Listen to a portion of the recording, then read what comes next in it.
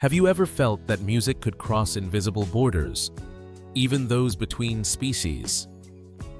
Imagine a night in the mountains of Colorado, the icy air descending from the snow-covered peaks, and a young wildlife photographer sitting at the edge of a cliff.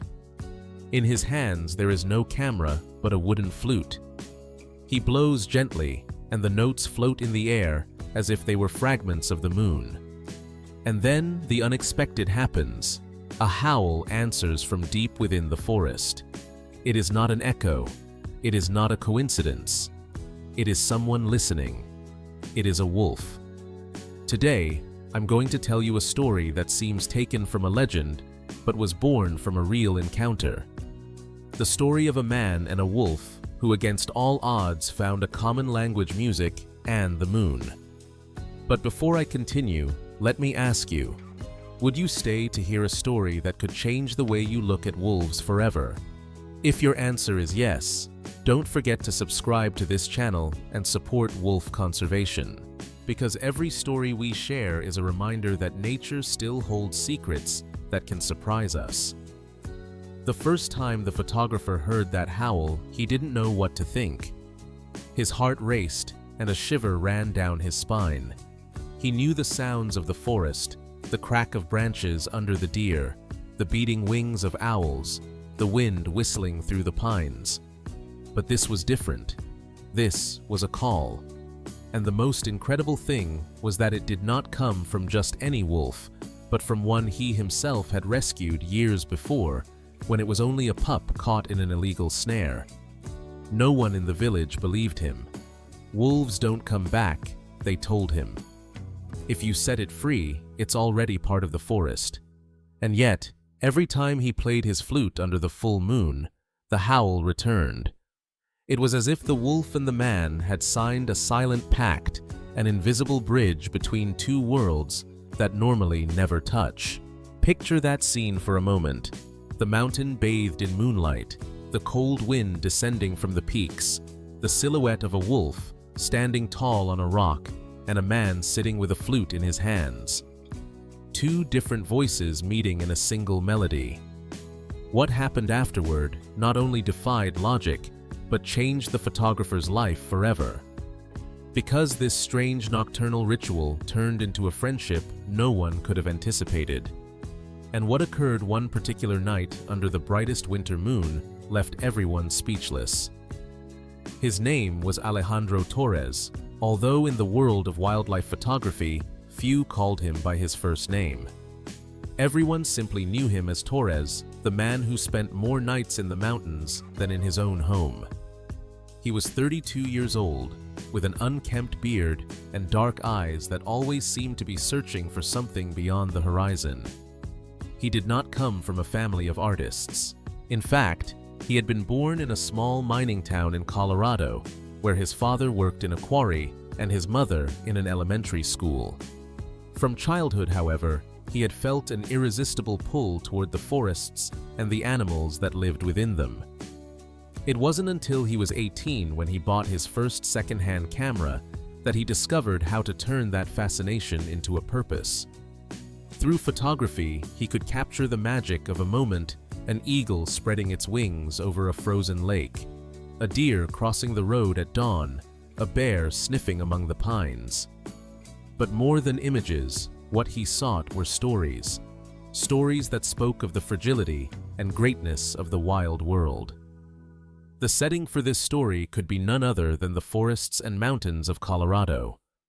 There, the seasons are extreme short, but intense summers, autumns with golden leaves that blanket the trails like extinguished embers, and above all, long and cruel winters. Snow falls in thick layers. The wind lashes down from the peaks, and animals struggle to survive each day. For Torres, this place was both a home and a constant challenge. Here, he learned to read tracks in the snow, to identify the songs of birds, to recognize when the forest was alive and when it fell silent because a predator was near. For years, the wolf had been a ghost in his work. Many times he had photographed tracks remains of prey, fleeting shadows between the trees. But he had never managed to capture one up close. Wolves were masters of invisibility, and in Colorado, their population remained small and closely monitored.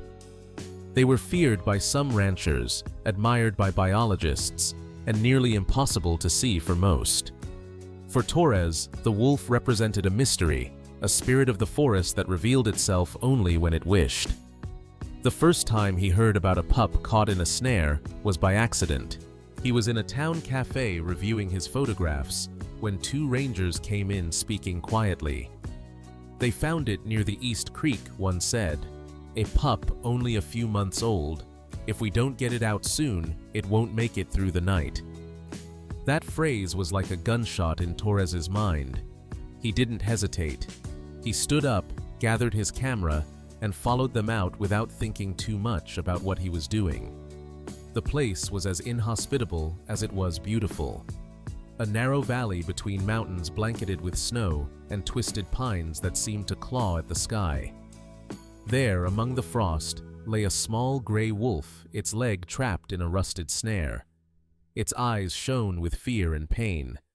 The rangers knew they had to call the rescue center, but Torres, seeing the scene, felt something different. This was not just another animal, it was a life begging for help. And in that instant, a bond was born that neither he nor the pup would ever forget. The pup was freed, treated, and cared for over the course of weeks in a temporary shelter. Torres visited every day not only to photograph it, but to play the wooden flute he always carried with him. At first, the little wolf hid, frightened by the sound. But little by little, it began to raise its head, as if it recognized in those notes something familiar, something calling from deep within its instincts. In time, the pup grew strong, too strong to remain in captivity. The protocols were clear. Wolves could not be domesticated or turned into pets. They had to return to the wild, to their pack, to their territory. Torres knew this, and although it pained him, he accepted the decision. On the day of the release, he accompanied it to the edge of the forest. The wolf, now larger, ran into the woods without looking back.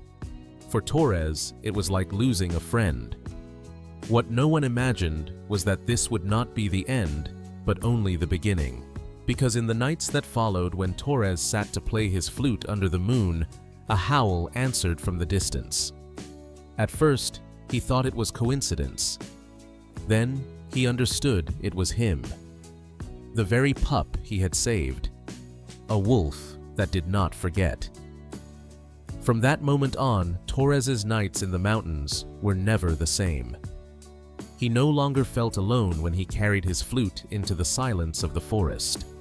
The melody would rise into the frozen air, and soon, sometimes from far away, sometimes closer than expected, the answering howl would come. It wasn't just a sound. It was recognition, a dialogue without words.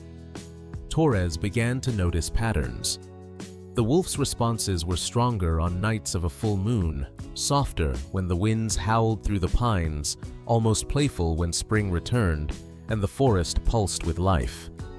He wondered if the animal was alone or if it had found a pack. Once, he thought he saw other shadows moving behind it, figures that melted into the snow and trees. But the howl that always answered his flute was unmistakable. It belonged to the pup he had rescued. Word began to spread in the village. Some said Torres had gone mad imagining voices in the night. Others whispered that perhaps the wolf really had returned to him, bound by a debt the wild itself could not erase. A few ranchers grew uneasy, muttering that a wolf familiar with humans could only bring trouble. But Torres didn't care about gossip. For him, the mountain nights had become sacred moments when two souls, one human and one wild, met in a secret place where the rules of the world no longer applied. One winter evening, when the moon shone brighter than he had ever seen, the bond was tested in a way Torres could never have predicted. The storm came suddenly, blizzards that buried trails and swallowed valleys whole. Torres had climbed higher than usual, chasing the perfect shot of the frozen peaks. But as the snow thickened, he lost his path. His fingers grew numb, his breath shallow. He sat on a rock flute in hand, and for the first time in years, fear overtook him. With trembling lips, he played a melody, not for art, not for story, but for survival. The notes broke in the wind, fragile and desperate. And then it came a howl piercing through the storm. Louder, closer, urgent. A shadow emerged from the white chaos. The wolf larger now, its coat dusted with snow, its eyes blazing in the moonlight. It circled him once, twice, and then moved forward, stopping to look back as if urging him to follow. Torres, half delirious, stumbled after it, step by step through the blinding snow until finally the trees opened to a path he recognized. By the time he reached the safety of the lower valley, the wolf had vanished again, leaving only paw prints in the snow. That night, Torres understood something deeper than any photograph could capture. The bond was real. Not a legend, not coincidence, but trust, forged in the wild between a man with a flute and a wolf that never forgot. Would you like me to continue the story toward its climax, the night when Torres finally stands face to face with the wolf under the full moon, surrounded by others who witness the impossible? Torres returned to the mountains every chance he could, carrying his camera, his flute, and the quiet hope that one day the wolf would reveal itself again, not as a fleeting shadow, but as a presence standing before him. Seasons passed, springs of rushing rivers, summers alive with wildflowers, autumns painted gold, winters heavy with silence. And with each cycle, the bond deepened. The wolf's howl always answered, guiding Torres through loneliness, through doubts, reminding him that his music had not gone unheard. But the world beyond the forest was changing. Rumors of wolf sightings spread across Colorado. Ranchers grew nervous, whispering of livestock at risk.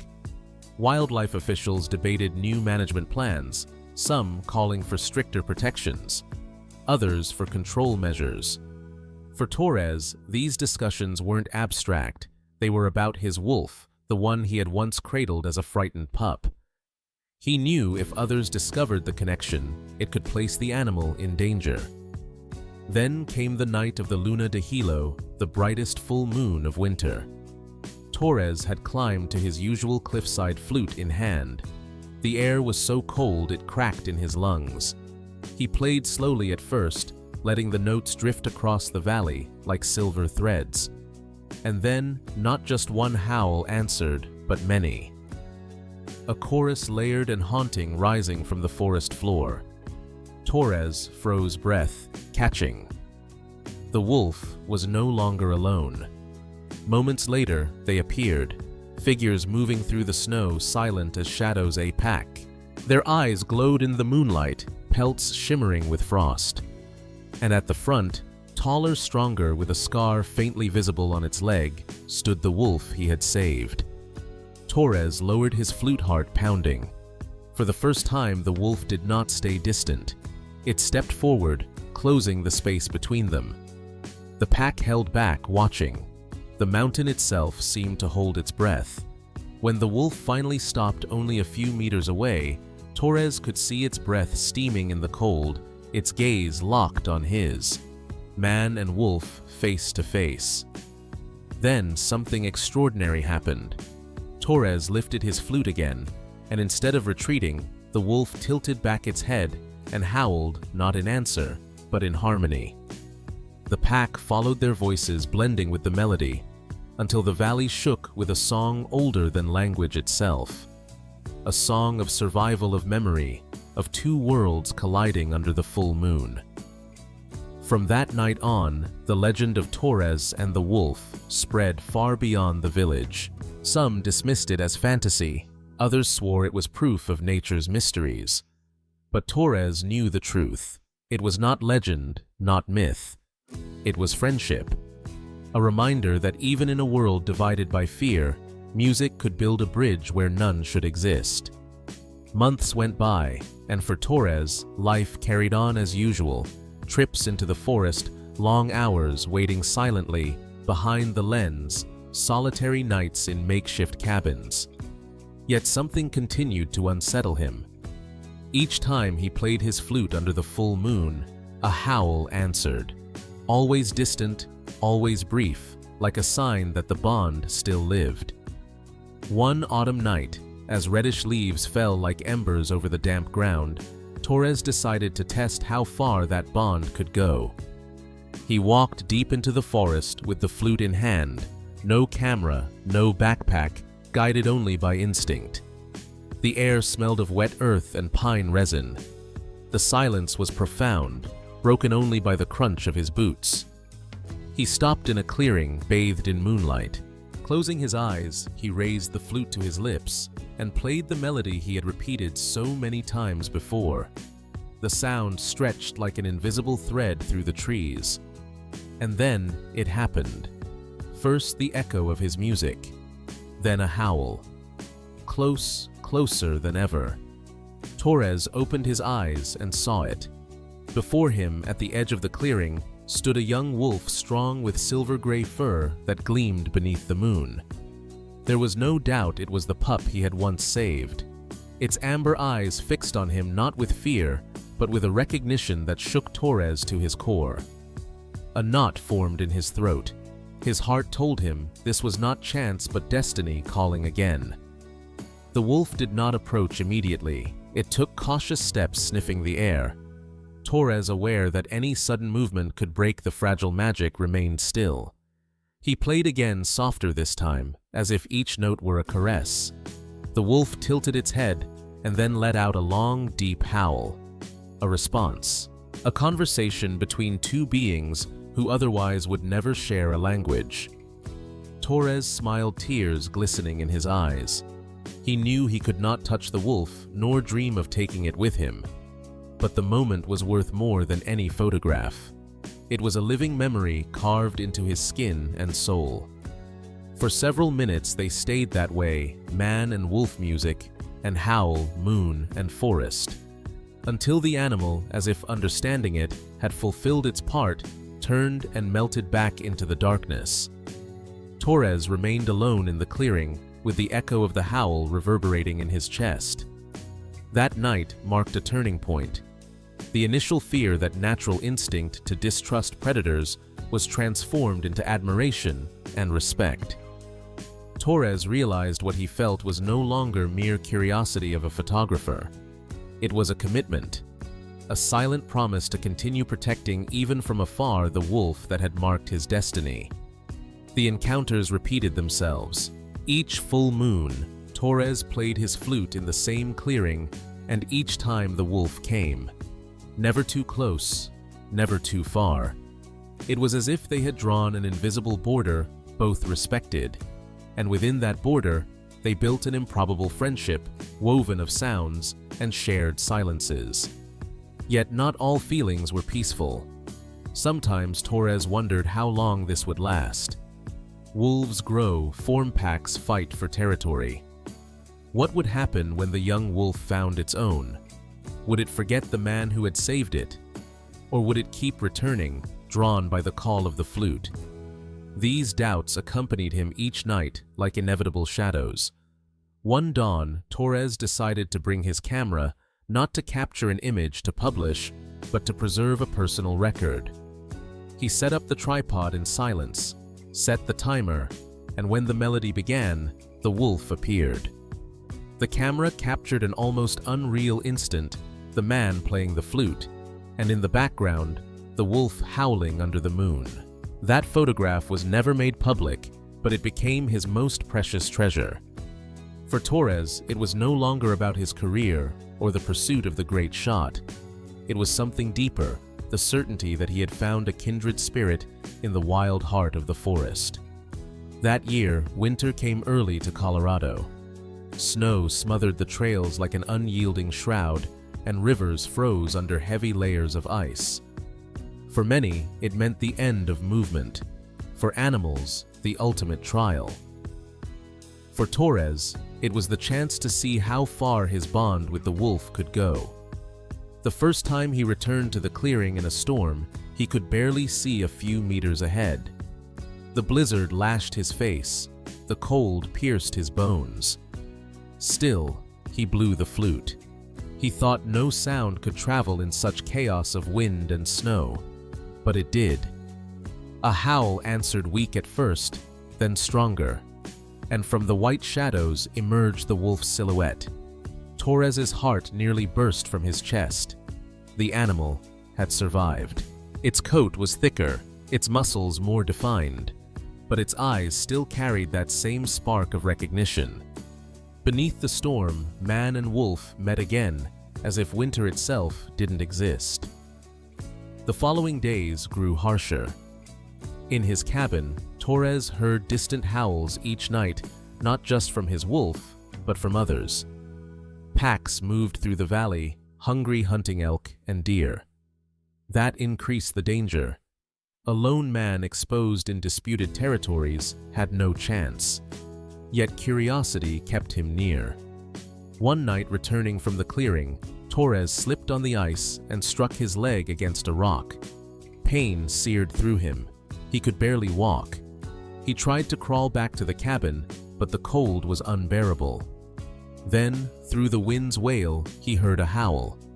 He didn't know if it was real or a product of his fevered mind. Soon after, glowing eyes appeared in the dark. The wolf. It didn't come too close, but neither did it leave. It circled, watching. Torres, writhing in pain, understood that somehow the animal was standing guard. He spent the night fighting to stay awake, and when dawn painted the snow pink, the wolf was still there, a silent guardian. It was then Torres swore never to reveal the clearing's location. The secret must protect the wolf as much as it protected him. His leg healing slowly, Torres spent weeks in the cabin. Each night he played, and each night without fail, a howl answered. That routine became his medicine, a reminder they were both alive, that they could endure. The bond was more than emotional. The wolf taught him too. Torres observed from a distance how it hunted, how it sniffed the air before moving, how it marked territory. He learned to read tracks in the snow, the difference between a relaxed step and a desperate sprint. Slowly, the forest ceased being a backdrop and became a language he could read, thanks to his unlikely teacher. Not everything was easy. There were moments of fear. One dawn, Torres heard a low guttural growl. It wasn't a wolf. It was a mountain lion. The big cat prowled near his cabin, perhaps drawn by scraps or simple curiosity. Terrified, Torres clutched his flute as his only weapon. For reasons he couldn't explain, he began to play. The notes wavered at first, then grew firmer. The puma stepped closer, and then a howl erupted from the forest. Not one, but several. The cat bristled, hissed, and slipped away into the snow. Torres could hardly believe it. The wolf was not alone. It had found company, perhaps a pack, or at least temporary allies. And somehow, it still returned to him, as if the melody bound it to its origin. Winter showed no mercy. There were days Torres had nothing to eat. Firewood dwindled, the cold gnawed relentlessly. Once desperate, he set out for branches and found a freshly killed deer. It was clearly the wolves' doing. Normally, such a find meant danger. If the pack returned, they would attack. But Torres noticed that chunks had been left untouched, as if abandoned on purpose. He couldn't prove it, but deep inside he believed his wolf had intervened. The bond grew spiritual as well. Each time he played, Torres closed his eyes and felt the entire forest respond.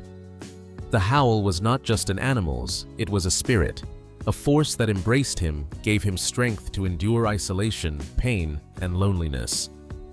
The most critical moment came when Torres fell ill. Fever pinned him to his bed for 3 days. He couldn't go out, could barely sip melted snow for water. In delirium, he heard constant howls, like a chorus holding him up.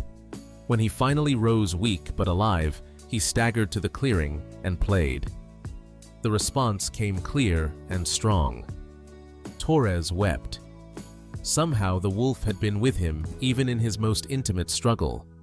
By winter's end, as snow yielded and rivers flowed again, Torres was stronger than ever, not just in body, but in spirit. He had survived, and he hadn't been alone. Not with another human, but with a wolf who against all odds had chosen to share a secret friendship beneath the moon. Winter in Colorado did not forgive. One afternoon, as Torres explored the valley with his camera, a sound tore through the silence, the sharp rolling roar of an avalanche.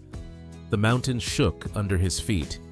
A white torrent of snow thundered down, ripping trees from their roots, devouring rocks, erasing the forest in its path. Torres barely had time to scramble onto a rocky ledge, clinging desperately until the world stilled again. When the snow finally settled, the valley had transformed into a wasteland of white rubble. Breathless, heart-pounding, Torres suddenly heard it a howl. Not the usual song of the wolf, but a desperate cry. He fought his way across the wreckage until he saw it, the wolf half buried beneath fallen logs. Its hind legs were trapped, body trembling with pain, eyes wide with fear. Yet when it saw Torres, the fear shifted into something else: trust. Torres dropped to his knees, clawing at the snow with bare hands. His fingers bled, his muscles burned, but he didn't stop. The wolf didn't resist. It remained still, as if it knew the man was fighting for its life. Then another sound. A deep growl rolled across the clearing.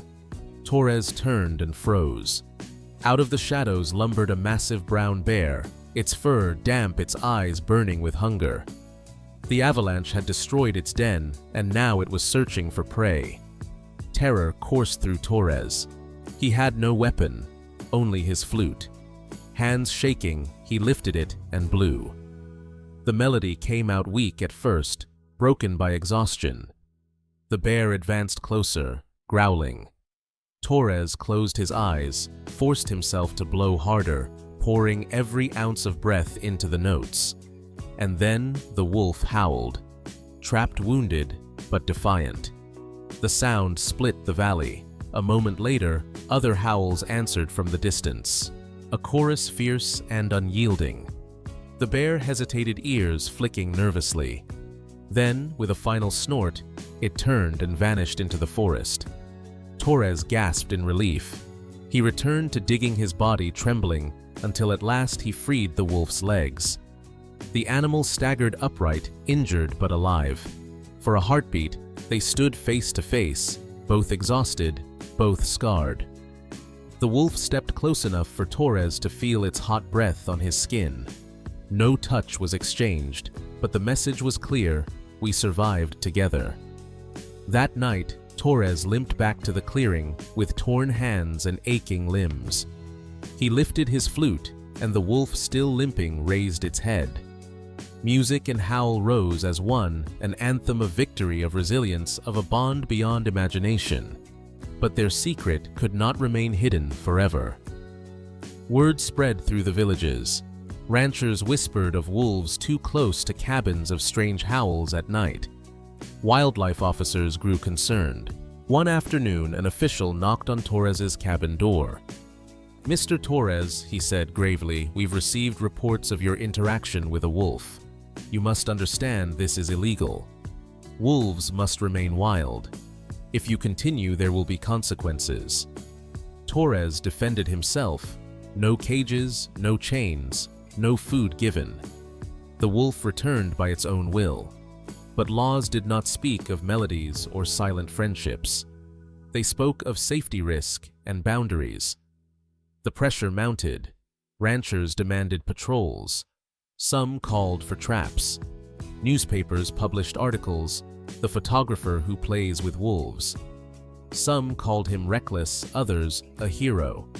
But the attention only made the danger worse for both Torres and the wolf. The breaking point came when rangers caught him in the clearing, flute in hand, the wolf watching nearby. The next day, Torres was summoned to the park office. "You must stop," the committee told him. "If you persist, harsher measures will follow." He left, crushed. Perhaps they were right. Wolves deserved freedom, not human ties. And yet he knew their bond wasn't dependency. The wolf sought no food, no shelter, only the music. The following nights, Torres didn't dare play. The silence was unbearable, and the wolf didn't return. Weeks passed without a single howl. The emptiness was worse than any punishment. At last, unable to resist, Torres climbed to the clearing under a brilliant full moon. He lifted the flute and played, pouring sorrow and hope into the notes. For long minutes, nothing answered. His heart broke. Then, there it was. A howl, distant but strong. From the trees emerged the wolf, no longer a young pup, but a full-grown adult, scarred and powerful. Its eyes locked with his, and in that gaze Torres read everything: memory, respect, and farewell. The wolf stepped closer, then stopped. Torres understood without words. Their worlds had diverged. The wolf had its pack, its territory, its destiny. The man had his. He played one last melody, slower, deeper than ever. The wolf raised its head and howled. It was not just a sound, it was their whole story compressed into one cry: the rescue, the winters, the avalanche, the bear, the nights under the moon. Gratitude, freedom, goodbye. With tears in his eyes, Torres lowered the flute. The wolf turned, walked toward the trees, and at the halfway point paused. It looked back one final glance, brief but eternal. Then it disappeared into the forest, and its howl faded into the mountains. Torres stayed until the moon sank behind the horizon. When dawn came, he returned to his cabin with a quiet fire inside. He had lived an impossible friendship and let it go with dignity. The photograph he had once taken, the one of him playing while the wolf howled, remained his secret treasure. He never published it, never sold it. Some stories, he realized, were worth more when kept in silence. Years later, when asked what his greatest capture had been, Torres always gave the same answer. It wasn't a photograph. It was a moment, a melody under the moon, and a howl that answered.